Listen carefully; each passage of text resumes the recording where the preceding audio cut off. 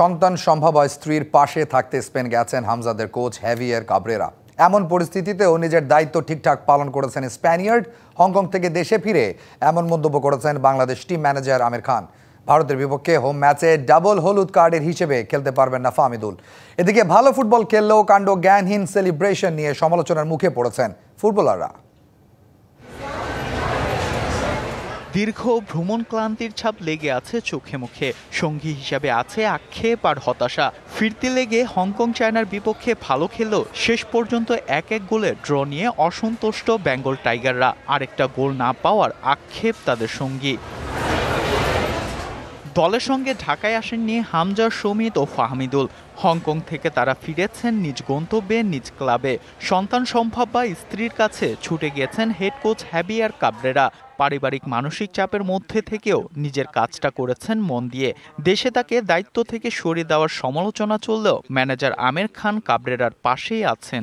সে বাবা হতে যাচ্ছেন, তো খুব শীঘ্রই হয়তো আমরা এটা পাবো এবং সময় চলে আসছে সেরকম। এর মধ্যেও কিন্তু হাসপাতালেও তার ওয়াইফকে নেওয়া হয়েছিল, কিন্তু এগুলোর বাদ দিয়েও কিন্তু উনি এখানে ছিল। যদি মানবিক দিক দেখা হয়, ফ্যামিলির দিকটাও কিন্তু বিরাট একটা ব্যাপার। এশিয়া কাপের মূল পর্বে ওঠার স্বপ্ন শেষ বেঙ্গল টাইগারদের। তবে নিয়ম রক্ষার আরও দুটো ম্যাচ এখনও বাকি।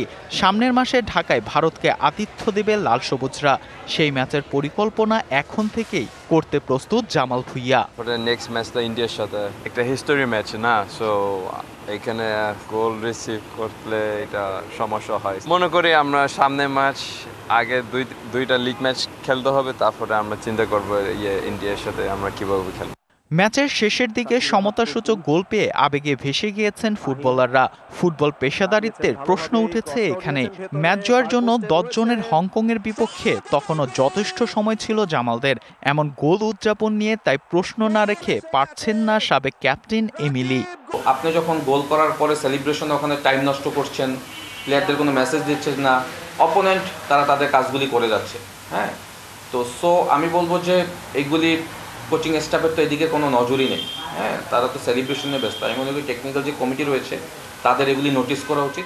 টানা 2 ম্যাচে 2টি হলুদ কার্ড দেখেছেন ফাহমিদুল। ভারতের বিপক্ষে নভেম্বরের ম্যাচটা মিস করতে যাচ্ছেন তিনি। Fardin Saju, DBC news, Dhaka.